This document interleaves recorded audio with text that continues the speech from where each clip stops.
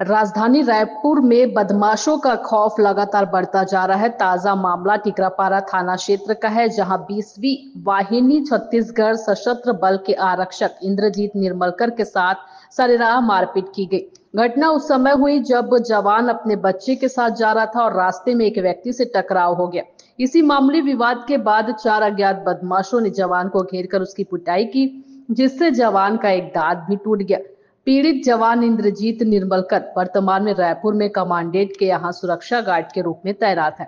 घटना के बाद से पुलिस ने मामला दर्ज कर जांच शुरू कर दी है। एडिशनल एएसपी लखन पटले ने जानकारी देते हुए बताया कि जवान अपने बच्चे के साथ जा रहा था। इसी दौरान एक व्यक्ति के साथ एक्सीडेंट हो गया और इस दौरान बदमाशों ने जवान के साथ मारपीट की। पुलिस मामले की गंभीरता को देखते हुए दोषियों की तलाश में जुट गई है।